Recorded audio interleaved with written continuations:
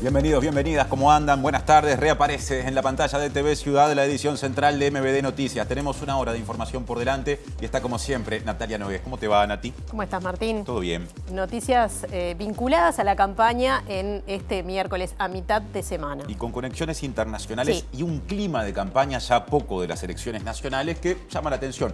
El Comité Ejecutivo Nacional del Partido Colorado respaldó al candidato presidencial Andrés Ojeda por entender que fue víctima de una campaña sucia a cargo del académico argentino Mario Riorda, asesor del candidato presidencial del Frente Amplio, Yamandu Orsi. Desde el Frente Amplio, sin embargo, se niega cualquier vínculo y se señalan otros hechos, Nati. En la fuerza opositora siguen con atención la irrupción de Javier Negre, un empresario y comunicador español vinculado al partido de ese país de ultraderecha, Vox, afín al presidente argentino Javier Milei, quien estuvo presente en un acto que realizó la fórmula Frente Amplista en Pando y le preguntó a Orsi si quería importar el modelo kirchnerista a Uruguay. Negre dirige el medio argentino La Derecha Diario y se propone editarlo en Uruguay. Con todo esto venimos, pero hay más. Hay más, repasamos los titulares. A 11 días de las elecciones nacionales, ¿qué características y particularidades presenta esta competencia electoral frente a otras? Eduardo Botinelli analizará estos y otros aspectos en su columna política. El candidato presidencial nacionalista Álvaro Delgado dijo que actuó de forma desafortunada cuando durante un reciente discurso dijo que su compañera de fórmula, Valeria Ripoll, es un bombón. Maestras de la Escuela 263 de Ciudad de la Costa, Canelones, cuestionaron la transformación educativa durante la movilización docente realizada hoy, que distintos sindicatos de la enseñanza acompañaron con paros. El exministro de Trabajo y Seguridad Social del último gobierno del Frente Amplio, Ernesto Murro, salió al cruce del líder y candidato presidencial del Partido Independiente, Pablo Mieres, quien acusó al Frente Amplio de no aportar nada en el proceso previo a la última reforma previsional. El astillero Cardama consiguió la garantía para construir las 2 patrullas oceánicas que el gobierno compró por $90 millones. La senadora Sandra Lasso asegura que le resulta raro ese anuncio a días de las elecciones. El meteorólogo José Serra advirtió que a mediados del verano podría haber una nueva sequía y señaló que hay falta de prevención y de sistemas paliativos para enfrentarla. Mientras Israel reduce sus ataques en el centro y el sur del Líbano, que dejan al menos 16 personas muertas, Naciones Unidas denunció hoy un nuevo ataque contra los cascos azules. El Supremo Tribunal Federal de Brasil ordenó la extradición de 63 personas brasileñas prófugas en Argentina, investigadas por los actos golpistas del 8 de enero del año 2023, durante el denominado asalto a los edificios de los 3 poderes en Brasilia.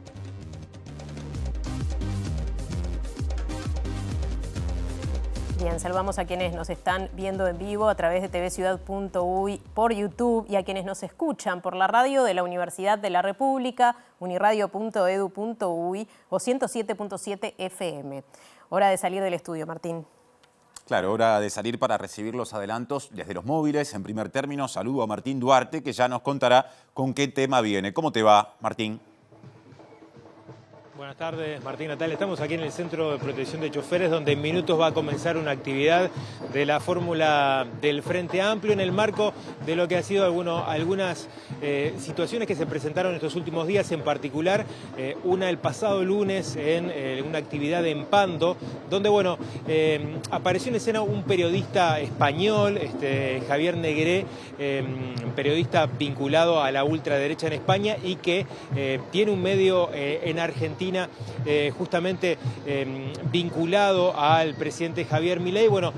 Apareció en la campaña y vamos a ver una mirada acerca desde el comando del Frente Amplio y también del propio periodista en torno a esta incursión de nuevos asesores y elementos que aparecen en la campaña. En algunos minutos lo estamos analizando.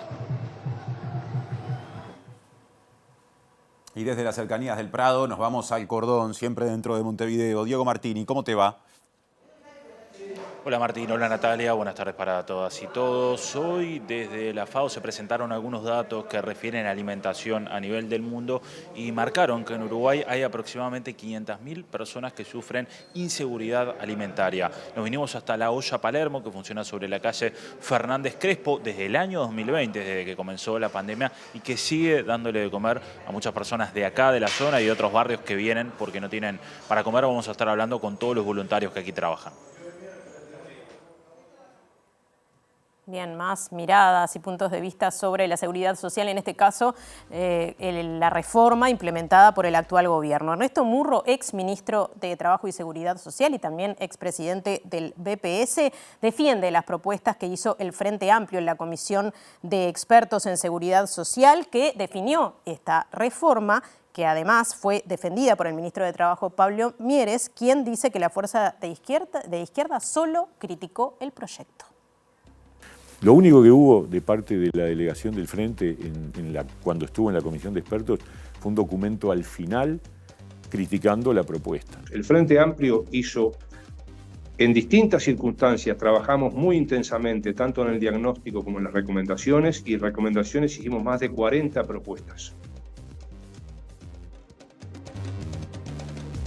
Y nos metemos de lleno ya en plan desarrollo informativo, en el que fue tema de portada de la edición de hoy, porque el Comité Ejecutivo Nacional del Partido Colorado respaldó al candidato presidencial Andrés Ojeda por entender que fue víctima de una campaña sucia a cargo del académico argentino Mario Riorda, quien asesora a Yamandu Orsi. El prosecretario general colorado, Gustavo Osta, responsabilizó de la supuesta maniobra al candidato frente amplista, pero no garantizó la presentación de una denuncia.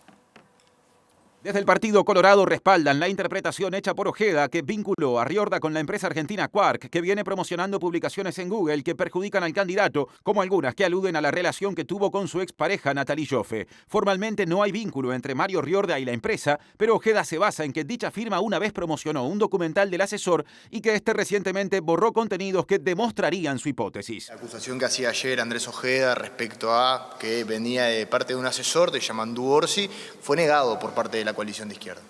Bueno, acá hay un hecho claro, que es que hay un asesor importante, internacional, que forma parte de la mesa chica, como se llama, asesor directo de Yamandu Orsi. Eso es un hecho que no ha negado nadie. Pese a la sospecha expresada desde el Partido Colorado, Osta fue reacio a afirmar que su colectividad pueda presentar una denuncia por estos presuntos hechos. En ese contexto le pregunto si piensan, en virtud de que pueda haber un delito de difamación o demás, hacer una denuncia judicial concreta. No, es que nosotros pensamos que por estar en campaña no se hace lo que se quiere. Nosotros creemos que hay parámetros éticos, morales, que además todos asumimos en el pacto. ¿Usted está acusando a Orsi directamente? El pacto ético que nosotros firmamos, propuesto por la Asociación de la Prensa del Uruguay, lo que hay que ser concreto es en condenar no solamente una actitud general, sino condenar la actitud que se increpa a esta persona. ¿Van a presentar denuncia? Eso es lo que no ha hecho el candidato Yamandu Orsi. Entonces, ¿no descartan la vía judicial para tratar de que esas pruebas que ustedes dicen tengan algún correlato penal, digamos? Bueno, está lo político y lo jurídico. Lo político está claramente establecido y creo que nadie... Lo estamos viendo ahora, Osta. ¿A nivel judicial van a hacer algo?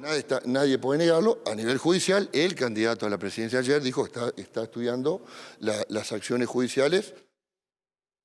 Y la diputada frente amplista Cristina Lustenberg tildó de sorprendente la denuncia del candidato presidencial colorado Andrés Ojeda contra su par frente amplista Yamandu Orsi. Y desafió a Ojeda a presentar justamente una denuncia con respecto al tema señalado. La verdad que es sorprendente. Yo no tengo todos los argumentos y ahora estábamos conversando con Yamandu de que la verdad que no es fundamentada esa observación que la hace alguien que ha tenido una campaña con mucha inversión de recursos, mucho antes de lo que tiene que ser la habilitación para que todos hagamos campaña, y la verdad que me parece fuera de lugar esa observación, y si tiene alguna duda tendrá que decirlo en los ámbitos que correspondan. Yo creo que no, que el país hoy está buscando sí una salida con diferentes problemas que no se han abordado y la ciudadanía va a elegir. Yo creo que hacer campaña descalificando al otro no es la forma. Podría decir cosas que a veces el domingo uno ve de calificativos, que observa que pueden tener algunos candidatos y no lo estamos diciendo. La ciudadanía va a elegir cuál es la mejor propuesta.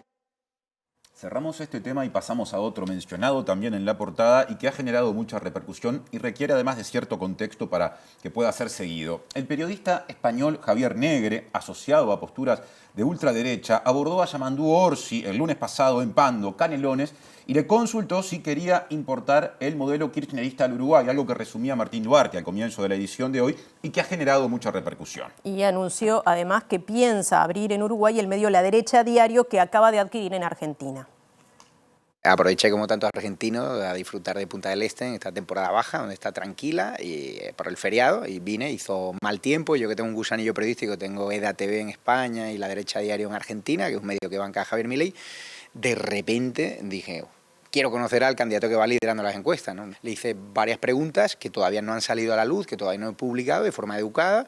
Él no se lo tomó muy bien, el candidato del Frente Amplio, el candidato del Foro Sao Paulo, y de repente dijo, no entendía qué hacíamos allí. Simplemente le hice una pregunta de las tres que adelanto aquí, cuál es su relación con el kirchnerismo de la ruina, del empobrecimiento, de la corrupción de Argentina, del otro lado del río, y si Uruguay va por ese camino y por qué hay asesores del kirchnerismo que están asesorándote. Pero no esperaba que antes de publicar ni siquiera una nota se generase una campaña de mala prensa, se me vinculase falsamente con el narcotráfico. ¿Hay un vínculo personal con Ojeda?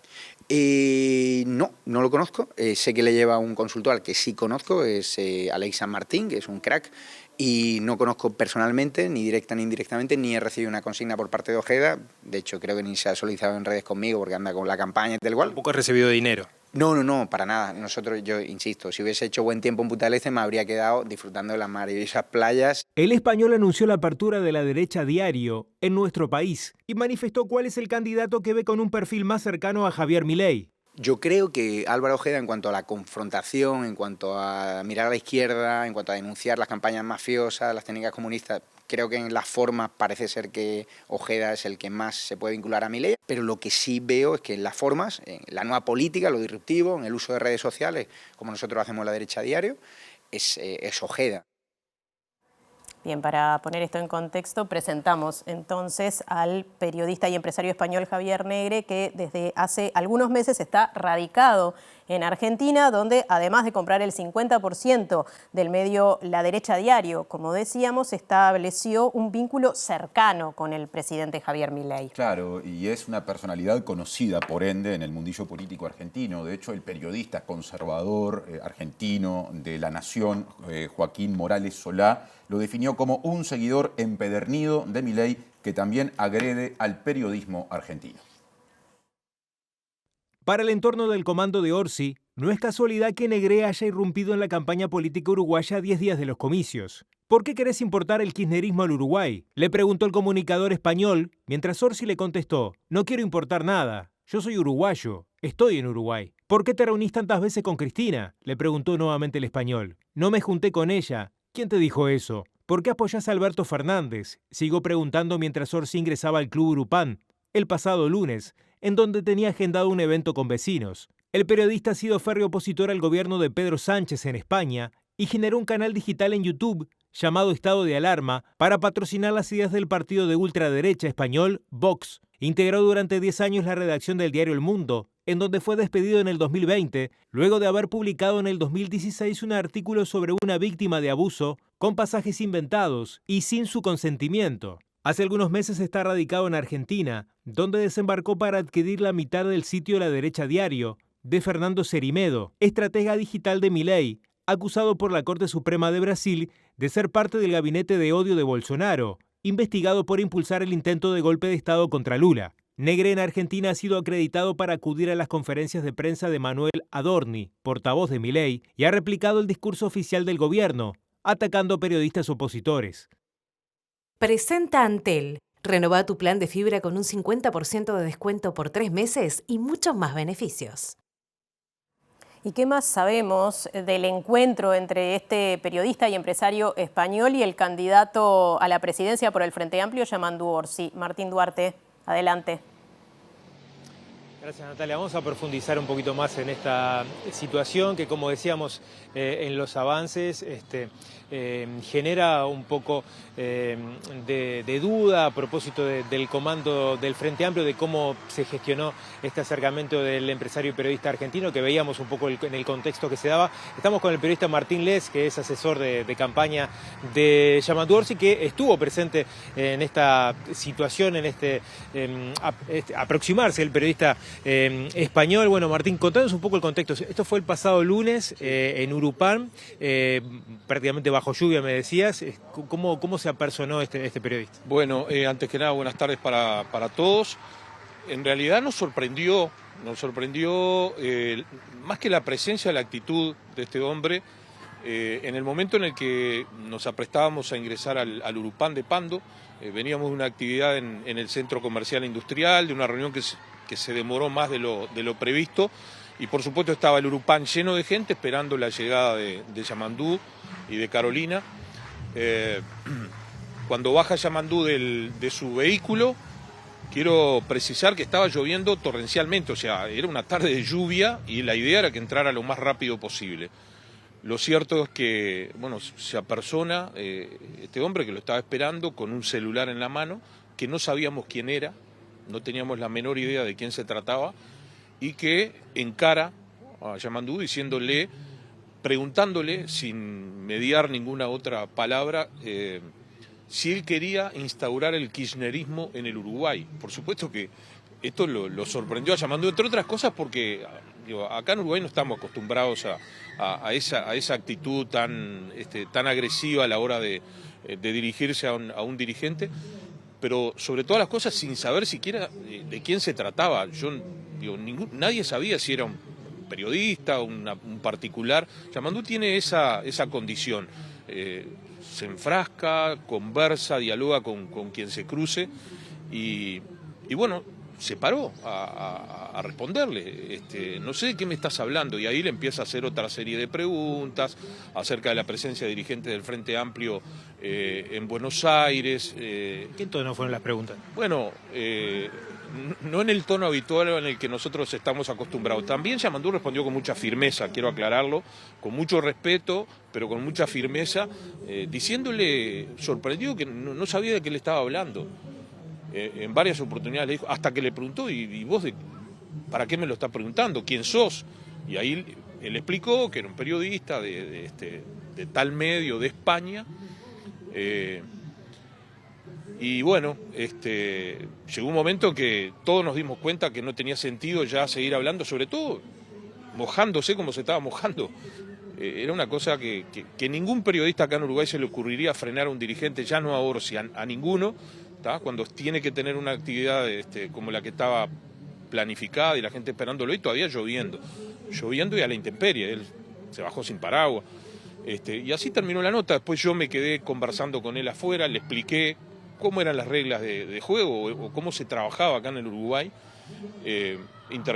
Me pidió el teléfono, se lo di. Y una cosa importante, antes de terminar la nota, antes de terminar ese diálogo, el hombre se retiró, Yamandu le extendió la mano, lo saludó, le dijo, te estoy saludando. Le preguntó el nombre, y lo que más me llamó la atención, o lo que más nos preocupa o nos preocupó en ese momento, él estaba acompañado por dos personas que notoriamente hacían las veces de guardaespaldas, es decir, gente que estaba en tareas de seguridad. Yo no he visto en mis 30 y pico años de trabajo a ningún periodista uruguayo con un guardaespaldas. Él manifestó una nota que le hicimos, que él estaba aprovechando el fin de semana en Punta del Este y culpó al factor climático el hecho de haber asistido, le picó el bichito periodístico, señaló, y haber asistido a Pando. ¿A ustedes les parece que a 10 días es casual este tipo de episodio? ¿Cómo lo analizaron después que conocieron quién era también, no? Pero, a ver, no nos sorprende el hecho de a ver, después, con el paso de las horas nos dimos cuenta que algunas cosas se emparentaban, ¿no? El día anterior, creo, habíamos visto una entrevista al candidato del Partido Colorado, Ojeda, en Buenos Aires, hablando de que el Frente Amplio se asemejaba al kirchnerismo. Fue la primera pregunta que vino a hacer este señor cuando se cruzó con Orsi. ¿Tendrá o no tendrá vinculación? ¿Tendrá o no tendrá que ver? Pero no es un hecho que para nosotros haya pasado inadvertido. Yo no estoy señalando nada, simplemente un dato de la realidad. Y después, bueno, él me dice que se viene a instalar al Uruguay, que va a hacer la cobertura eso fue en el diálogo conmigo, que va a hacer la cobertura de las elecciones, que va a hacer la cobertura de todos los candidatos, elogió muchísimo la campaña de Ojeda, me dijo que estaba haciendo la mejor campaña, elogió mucho la situación económica del Uruguay. Ahí intercambiamos puntos de vista, yo le dije lo que pensaba, tuve claro en todo momento que me estaba grabando, por la actitud que tenía con su celular, por cómo lo movía, cómo lo manejaba. ¿Son elementos nuevos que se suman en la campaña? No sé, digo, capaz que... A ver, de estos años de periodismo... Sí, capaz que uno no está acostumbrado a estas cosas, de verdad. Nosotros acá tenemos mucho que aprender de todas estas cosas y estar atentos, ¿verdad?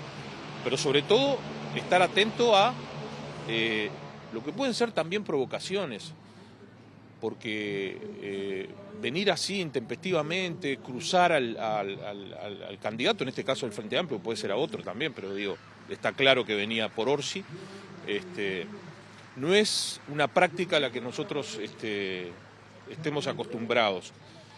Y por eso yo le dije, también con mucha firmeza, le digo, mira, nosotros acá tenemos reglas de convivencia, ¿verdad? Acá no censuramos a nadie, no le decimos a nadie lo que tiene que preguntarle al candidato, lo que también cumplimos los horarios, cumplimos las agendas que tenemos, porque él me decía, no, yo cuando salga quiero hablar con él. Le digo, mira, cuando salga él tiene otro acto en Ciudad de la Costa, que queda muy cerca de acá, pero tiene que salir porque la gente lo está esperando, esto ya está atrasado y va a salir y no se va a detener, se va a subir al auto. Y lo va a hacer con la firmeza que tiene que hacerlo. Así que entendé que no va a ser posible que hables con él porque nos tenemos que ir inmediatamente a terminado el acto. Y está, y quedó por eso. Martín, gracias por estos minutos, muy amable. Martín Les, asesor de comunicación del candidato del Frente Amplio, Yamandu Orsi, bueno, dando su mirada acerca de este acontecimiento y bueno, la incursión del periodista Negré en estos últimos días aquí en la campaña política. Presentó Antel. Renová tu plan de fibra con un 50% de descuento por 3 meses y muchos más beneficios. Le agradecemos a Martín y el resto del equipo. Ahora cambiamos de tema y pasamos a otras discusiones de campaña. Porque sí. Ernesto Murro, que fue ministro de Trabajo y Seguridad Social y presidente del Banco de Previsión Social durante los gobiernos del Frente Amplio, salió al cruce de recientes declaraciones del líder y candidato presidencial del Partido Independiente, Pablo Mieres, quien dijo que el Frente Amplio no aportó nada en el proceso previo a la redacción de la última, digamos, reforma o ley de reforma previsional que se aprobó durante este gobierno. Y según Murro, su fuerza política presentó más de 40 propuestas a la Comisión de Expertos en Seguridad Social que se instaló al comienzo de este gobierno.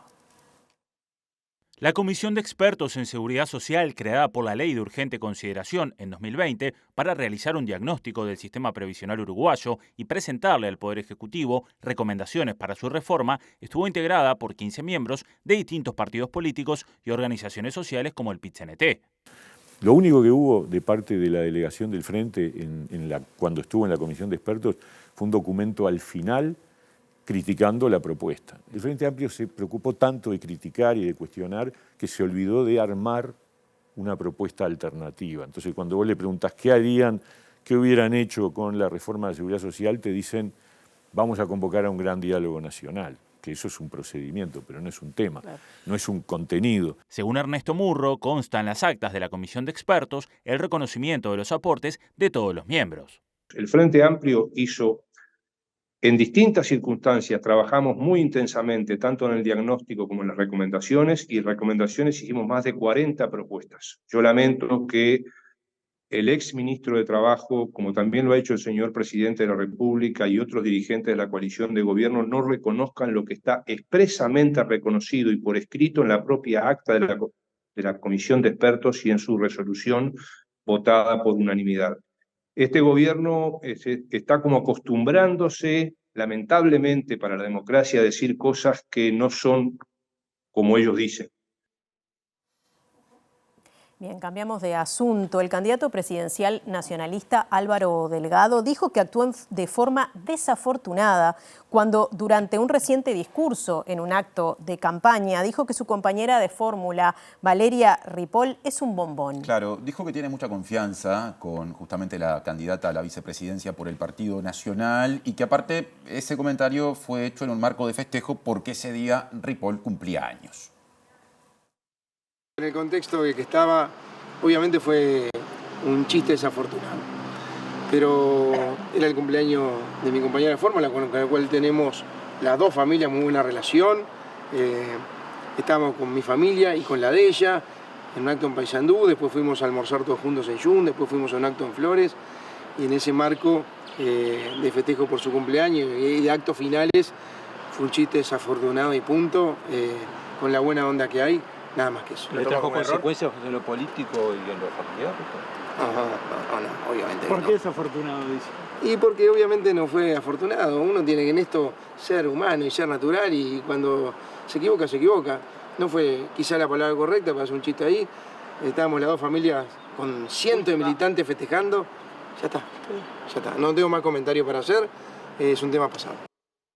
Ahora pasamos a otros asuntos de la actualidad política, porque finalmente el astillero Cardama consiguió la garantía para empezar la construcción de 2 lanchas patrulleras oceánicas que el gobierno compró por 90 millones de dólares. La misma que había sido rechazada por diferentes instituciones financieras, incluyendo a Habitat, fue otorgada por un banco inglés y se calcula que en 1 año y medio llegará a Uruguay el primer barco. Son 2 bancos, la última que es la garantía de primer requerimiento, que era sobre 4 millones y pico de euros, que lo que quiere decir es que si se incumple en algún momento el Ministerio de Defensa del Estado uruguayo está en contención de ejecutar la garantía. Esta es a lo largo de 40 meses, todo el proceso de construcción, la aportaron a través de un banco inglés. El estudio del Piazzo entendió que cumplía las condiciones necesarias. El Frente Amplio había solicitado que quedara sin efecto en la negociación por todas las vueltas que había tenido y teniendo en cuenta que estamos cerca de ese cambio de gobierno, o sea, Ari Quintana va a haber una nueva administración en pocos meses. ¿Qué responde el Ministerio de Defensa? El arte de gobernar es tomar decisiones y este es un caso muy parecido al de los supertucanos. No hay discusión en el sistema político de que el Uruguay necesita patrulleras OPV para la custodia de los mares, no hay discusión de que se necesitan aviones para proteger y no hay discusión de que hay que seguir fortaleciendo las Fuerzas Armadas.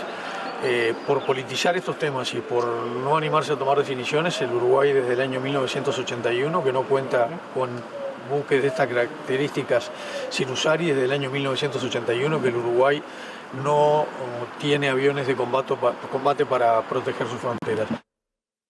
Y la senadora Frente Amplista Sandra Lasso aseguró que sigue pensando que el contrato con Cardama se debió haber cancelado por incumplimiento de los plazos establecidos. Dijo que le parece llamativo que se haya anunciado pocos días antes de las elecciones nacionales y que lo haya anunciado Álvaro Delgado. Nos llama la atención que prácticamente a 1 semana y poco de las elecciones nacionales aparece maravillosamente esta garantía, de la cual sabíamos que tanto el estudio del Piazzo, que era el que había trabajado en el contrato con el Ministerio de Defensa, como los abogados de Cardama estaban analizando y viendo de alguna manera cómo encajaba este aval para que se comenzara efectivamente con la construcción de los buques. Eso no invalida, reitero, que nosotros seguimos entendiendo que el proceso fue demasiado desprolijo, de que llama la atención, reitero, que a pocos días de una nueva elección se tome una decisión tan importante que va a comprometer no solamente el próximo gobierno, sino hacia adelante, donde, bueno, aparentemente encajó o hicieron encajar de alguna manera este aval para la construcción del buque. Vamos a ver qué sucede. Nosotros mantenemos lo que dijimos desde el comienzo, de que se empezó a desdibujar aquel proceso tan transparente que había anunciado el ex ministro Javier García.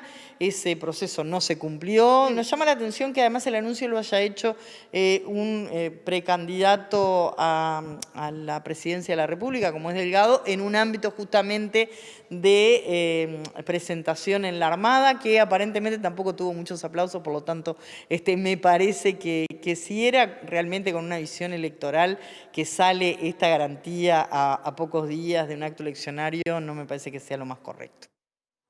Ahora información sindical. El sindicato de Antel, precisamente, realizará un paro nacional de 24 horas este día viernes. La medida se adopta para llevar adelante una asamblea general en paralelo con el aniversario número 39 del colectivo. Allí se abordará la defensa de Antel, propuestas para un próximo gobierno y la negociación colectiva. El paro afectará a todos los servicios de Antel en todo el territorio nacional, especialmente la atención al público. Y en el caso del servicio de reclamos habrá una guardia gremial de emergencia.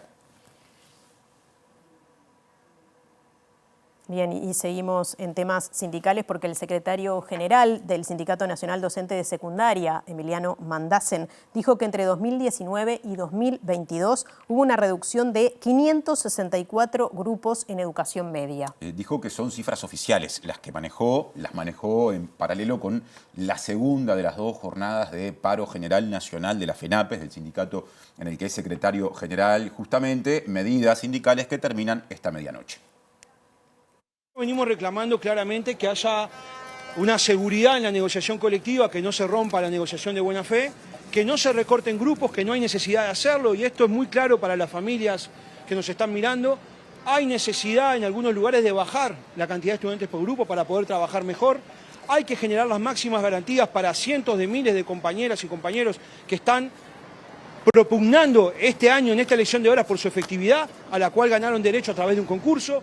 Hay que ir a una discusión real de cómo distribuir el tema de los grupos en el territorio y no recortarlos abruptamente sin criterio pedagógico y con un criterio netamente economicista y pauperizador de derechos. Entonces, en ese marco estamos trabajando. Hay el compromiso, ya recibimos por escrito, de un ámbito de negociación el próximo martes, que esperemos que la ANEP concurra con todos sus actores políticos a brindar soluciones y respuestas claras. Entre el 2019 y el 2022 son 564 grupos menos, sin tener los números todavía de 2023 y 2024 que los pedimos y no se nos han dado. Los venimos pidiendo desde principios del año pasado y de este año. O sea que esperemos que esos números aparezcan y que haya una negociación colectiva real que de alguna manera proteja las condiciones de trabajo y las condiciones de aprendizaje. Tema vinculado. Maestras de la Escuela 263 de Ciudad de la Costa, Canelones, cuestionaron la transformación educativa durante la movilización docente que recién veíamos y escuchábamos, realizada hoy, a la que diferentes sindicatos del rubro acompañaron con paro. Aseguran que ya se advierten las primeras consecuencias negativas, como la imposibilidad de brindar atención personalizada a estudiantes.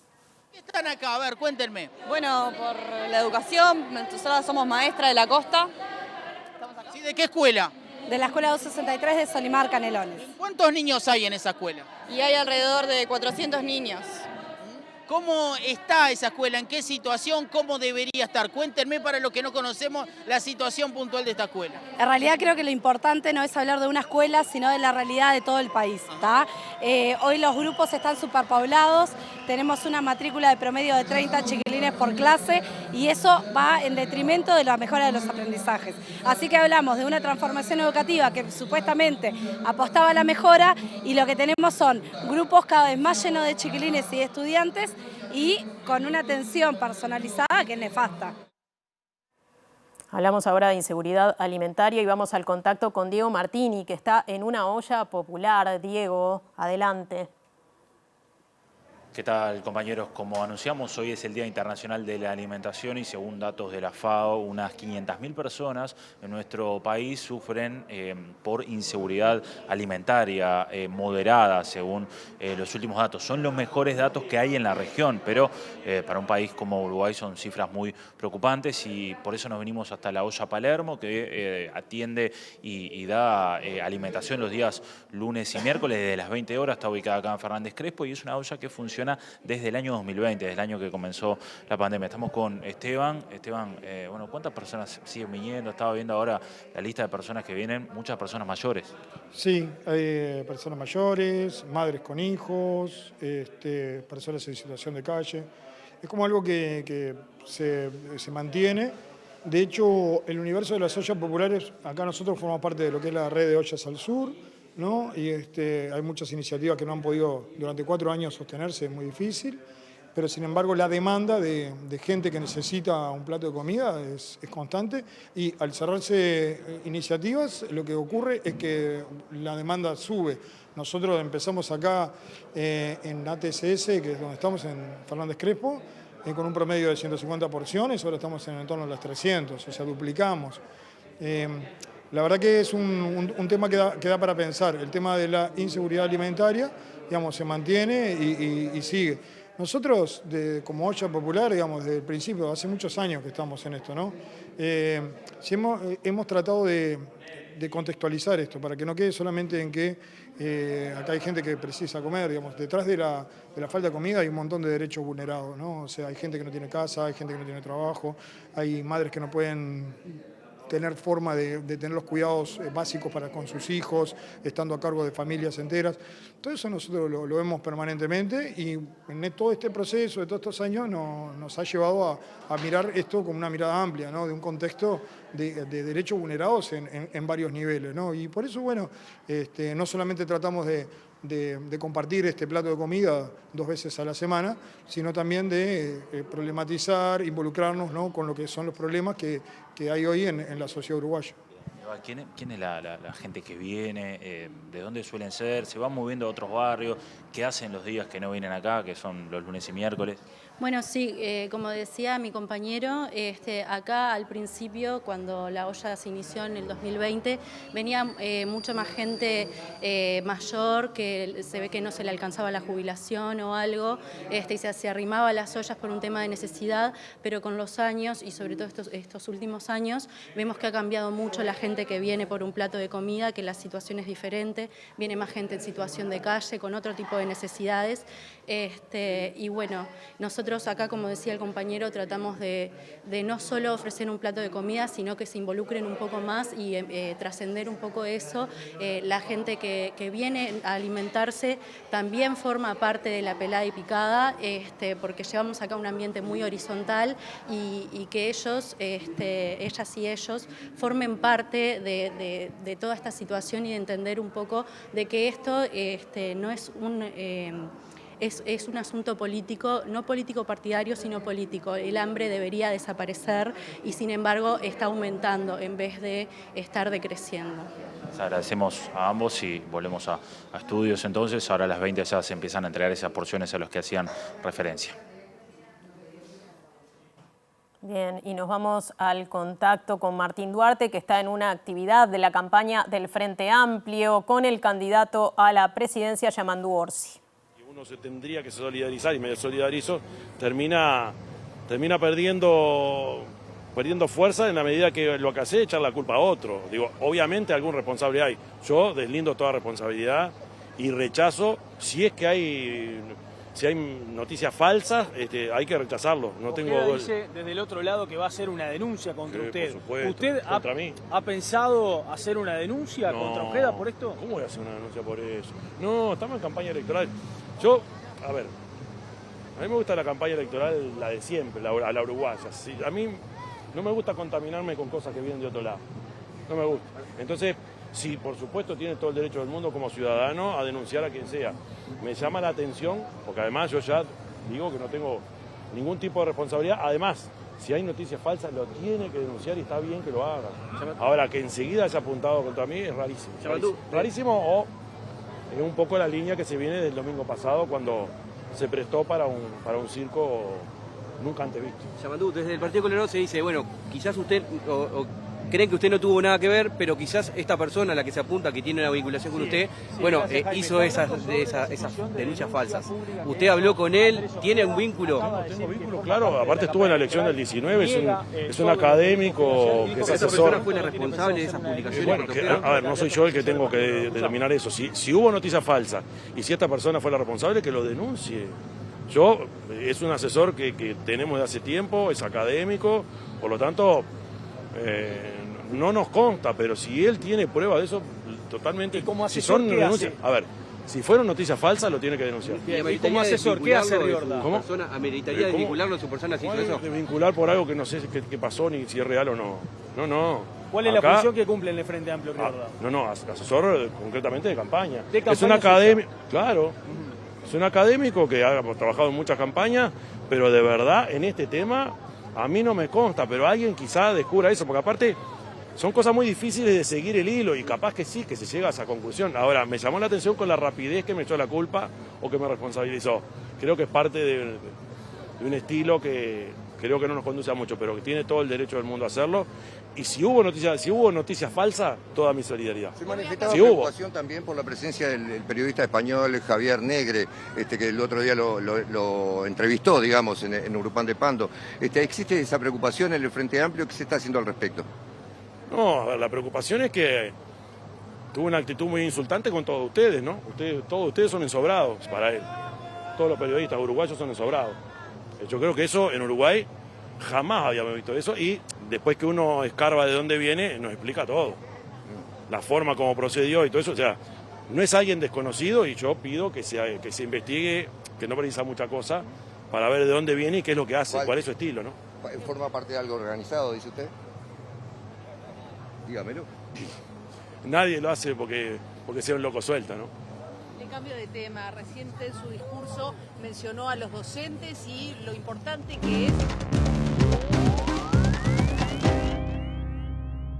Desde el Partido Colorado, con esto abrimos justamente la edición de hoy, se señala a Mario Riorda, académico argentino que asesora a Yamandu Orsi por una supuesta campaña de difamación contra Andrés Ojeda, y desde el Frente Amplio, recién lo escuchamos a Orsi hablando de ese tema, se, ve con mucha sospecha, podríamos decir, la presencia de Negre, este español vinculado a la ultraderecha que controla en Argentina el medio La Derecha Diario. Ese es el clima, o parte del clima, a 11 días de las elecciones nacionales. ¿Qué le parece a Eduardo Botinelli? ¿Cómo te va, Eduardo? ¿Qué tal, Martín? ¿Cómo estás? La pregunta quedó hecha. Bueno, a ver, no podemos estigmatizar la consultoría política en general, ni la internacional tampoco. De hecho, gran parte del desarrollo que se ha hecho en Uruguay en términos de profesionalización de la campaña es lo que se hace acá en Uruguay, sin dudas, pero también los aportes que vienen del exterior. Hay un proceso también de desarrollo de las tecnologías digitales que se va compensando con colaboración internacional, pero también trae las cosas negativas, ¿no? Ya lo hemos visto, no es nuevo, ya hemos visto campañas negras que se llaman, ¿no? Las campañas negativas, que involucran fake news, que involucran el armado de historias. Se habló mucho de eso durante la campaña de las internas de 2019 por la estrategia de Juan Sartori en aquel momento, tratando de ganarle la interna, sin suerte finalmente, nada menos que a Luis Lacalle Pou en el Partido Nacional. Bueno, sin dudas ese fue, un primer aviso, de tipos de campaña que podían darse, que la vemos en cualquier parte del mundo, ¿no? Es decir, no es una novedad en el mundo, sí, para el caso uruguayo. Acá lo que siempre queda en este tipo de campañas no es algo firme, siempre queda la duda. Eso es lo que parte de la estrategia justamente es que lo que queda es sembrada la duda. En un electorado va a quedar la idea de que efectivamente se trató de una campaña de ataque a Ojeda y en otro lado va a quedar la idea de que Ojeda se victimiza. Cualquiera de las dos son estrategias que se utilizan dentro de las campañas, tanto el ataque como la victimización.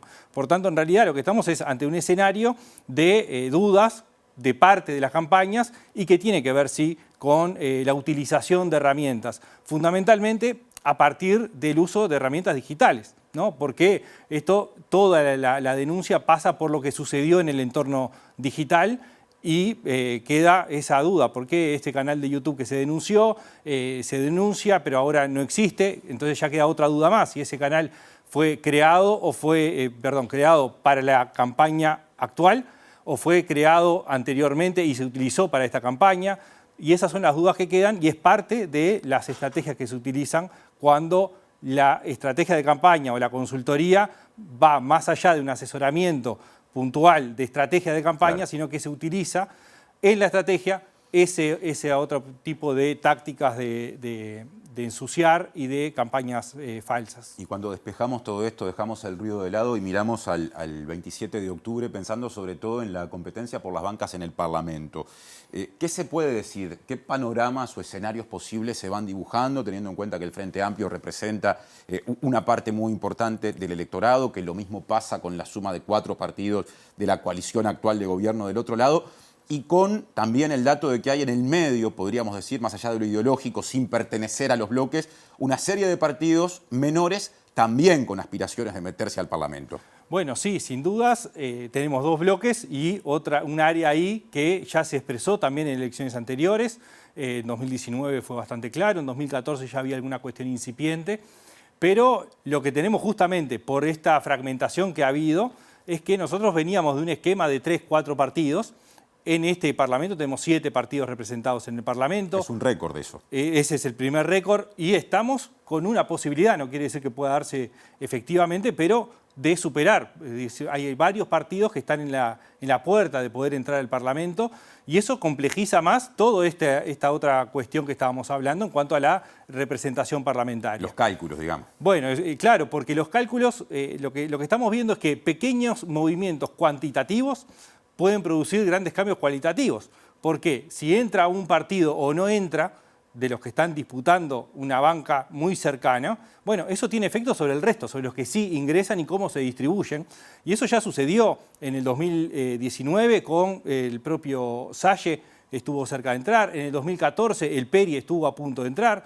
Por muy pocos votos en el total del electorado, muchos para ese partido, ¿no? 3.000, 4.000 votos en 25.000 que necesitaba, o 20.000, es mucho proporcionalmente, pero en el total del electorado es una ínfima parte. Bien. Y esa ínfima parte puede hacer que un partido entre o no y cambiar la distribución parlamentaria.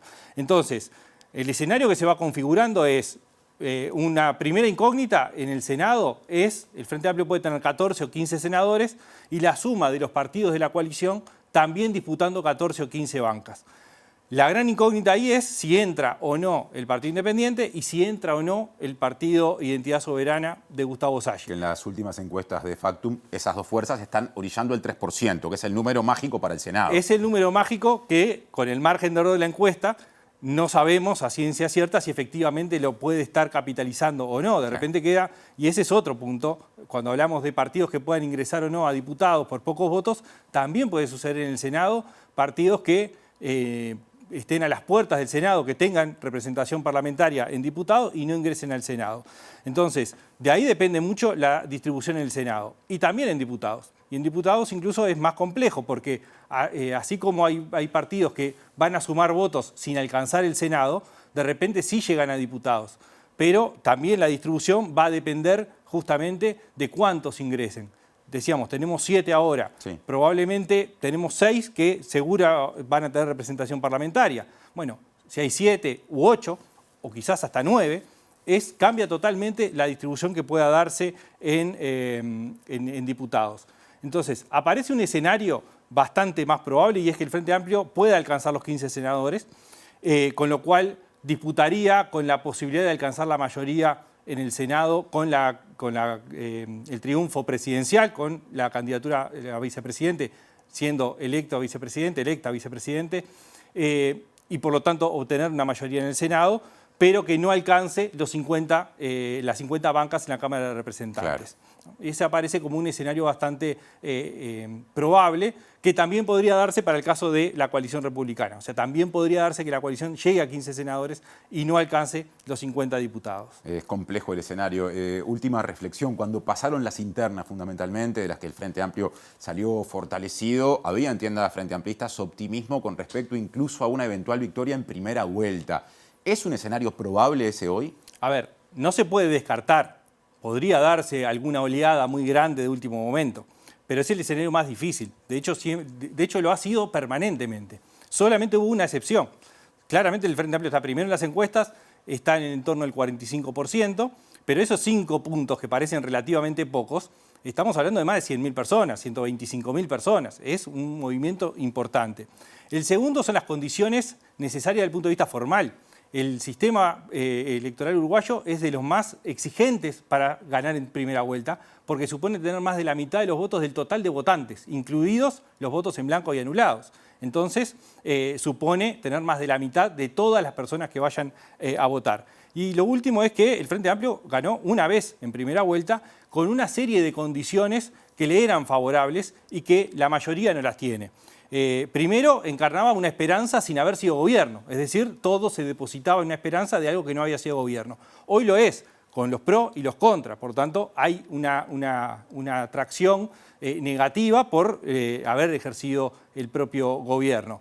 De alguna forma simbolizaba toda la esperanza, también algunos miedos, porque de hecho, como no había sido gobierno, también despertaba miedos.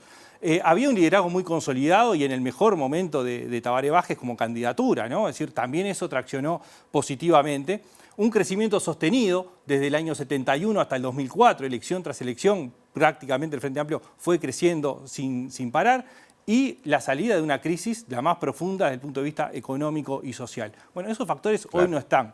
Es decir, el Frente Amplio está muy cerca, pero esa idea de que pudiera ganar en primera vuelta a partir de las internas, en realidad suponía una autoexigencia mucho más alta de la que efectivamente puede alcanzar. Muchas gracias, Eduardo, por la columna de hoy y hasta la próxima. Nos vemos el miércoles que viene, la última antes de las elecciones. Es cierto, es cierto. Vamos a ver qué trae esa columna. Ahora, lo que trae MBD Noticias Edición Central es la pausa. No se vayan porque ya venimos.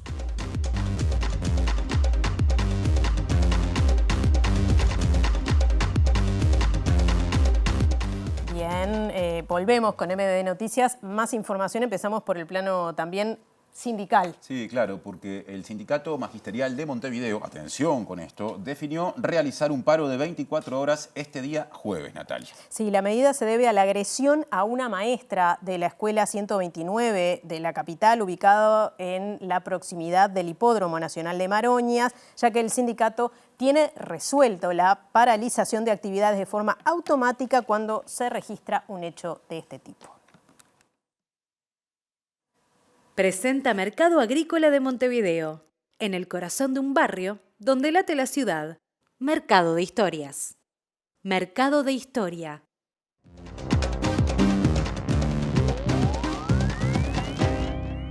¿Qué tal? Buenas noches. Abrimos el capítulo internacional y hablamos estrictamente del Líbano. De última hora, el primer ministro israelí Benjamín Netanyahu anunció que entre las incautaciones que se han hecho en la incursión israelí en el sur del Líbano se han encontrado depósitos de armas de Hezbollah.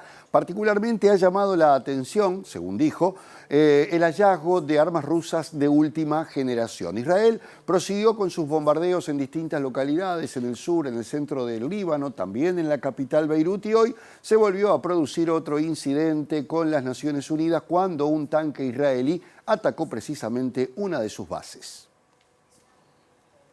La misión de la ONU en el sur del Líbano volvió a ser blanco del ejército israelí, al que acusó de abrir fuego directo y aparentemente deliberado contra una de sus posiciones cerca de la localidad de Kafr Kela, donde un tanque Merkava israelí disparó contra su torre de vigilancia y destruyó 2 cámaras. El pasado domingo, la FINUL denunció que 2 tanques de Israel entraron en su posición y el día anterior uno de sus soldados resultó herido por disparos en su cuartel general de Naquora, con lo que ascendió a 5 el número de cascos azules heridos en incidentes en 3 días atribuidos a Israel. Mientras tanto, el ejército israelí llevó a cabo este miércoles una intensa campaña de bombardeos contra varias localidades en el sur del Líbano y también en Beirut, donde murieron casi una veintena de personas y más de un centenar resultaron heridas, al tiempo que aviones de combate israelíes lanzaron más de una decena de ataques consecutivos contra la localidad de Nabatie, que acabaron con la vida de 16 personas, entre ellos el alcalde de la ciudad. El primer ministro libanés Nayib Mikati advirtió que su gobierno no puede proporcionar por sí solo las necesidades básicas de la población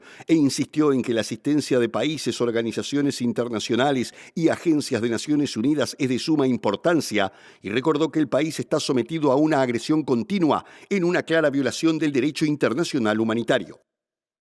Hace unos 14 años el presidente francés Nicolas Sarkozy produjo la primera deportación desde la Segunda Guerra Mundial cuando envió a Rumania centenares de gitanos. Parece que esa historia vuelve, pero esta vez más organizada, porque el gobierno de Italia acordó con Albania la creación de un centro de acogida para migrantes que intentan llegar a Italia a través del mar Mediterráneo y son depositados allí para, investigar si están en condiciones de ser asilados. Lo más seguro es que sean devueltos a sus países de origen. Pero esto no es solo un acuerdo entre el gobierno de derecha de Giorgia Meloni y el gobierno albanés que intenta entrar en la Unión Europea, sino que la propia comisaria de la Unión Europea, Ursula von der Leyen, ha tomado esta idea y la ha planteado a los líderes europeos para llevarla a cabo. Es decir, crear centros a donde lleven a todos los migrantes para luego devolverlos a sus países. Claro está que esos centros no van a estar en los países de la Unión Europea.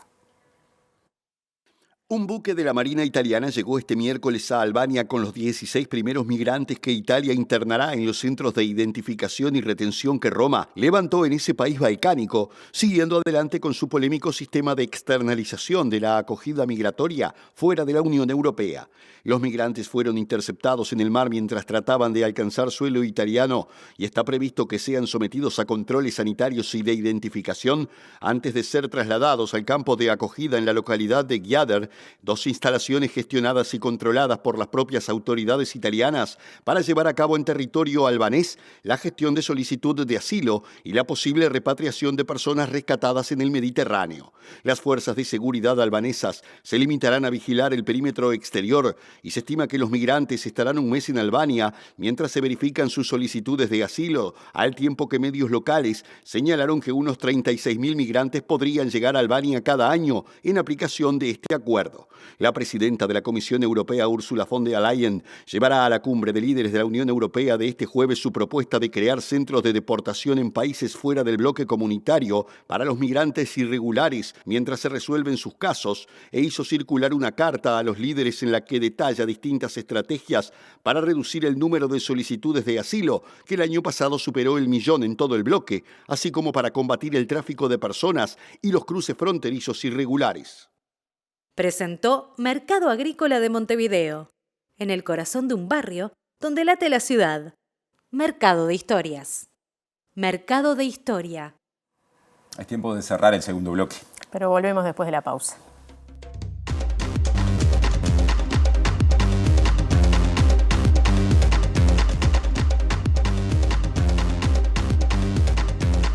Último bloque. Les contamos que un informe del Instituto de Economía de la Facultad de Ciencias Económicas y Administración de la Universidad de la República indica que los cambios metodológicos establecidos por el Instituto Nacional de Estadística para analizar el mercado de trabajo condicionan la interpretación de los datos. El documento sostiene que de haberse utilizado la metodología empleada hasta 2021, los indicadores de empleo, desempleo e informalidad serían menos favorables que los difundidos oficialmente.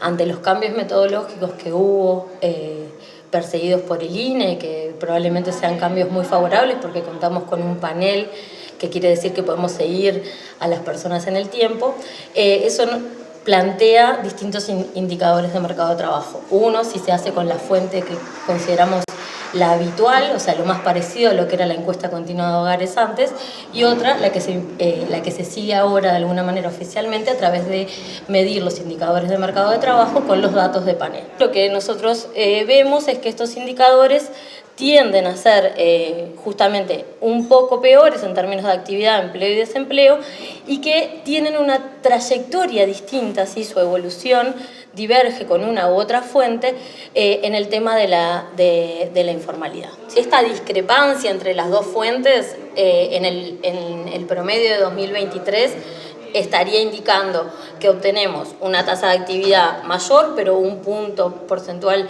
menor que la que obtenemos con la encuesta de seguimiento, una tasa de empleo que es 1,5 puntos por abajo de esta otra fuente, una tasa de desempleo mayor a una diferencia mayor de 1 punto porcentual, y la mayor diferencia por esta divergencia que te decían las tendencias tiene que ver con la tasa de informalidad. Y rapidito nos metemos en el pronóstico del tiempo. Y les adelantamos que al fin sale el sol Sí. con ganas, porque Sí, sí. hoy un poquito de sol, pero ahora parece que empieza a sentirse la primavera. Mañana jueves 17 de octubre va a estar algo nuboso, el sol se va a sentir, la mínima será de 11 grados y la máxima de 24. Se van acomodando las temperaturas, no cambia demasiado el cielo para el viernes, nuboso por momentos, pero también con periodos de cielo más despejado. La mínima prevista para ese día 13 grados, la máxima 24. Bien, nos estamos yendo, pero los invitamos a quedarse porque se viene el debate sobre seguridad en lado B. Así que la propuesta queda hecha. Nosotros bien temprano estaremos mañana, quiero decir, la primera edición de MBD Noticias con Pilar Teijeiro a las 8 de la mañana. La segunda estará a las 13 con Rosina Mayarini y con Natalia reapareceremos a las 18:55. Hasta entonces. Que pasen bien.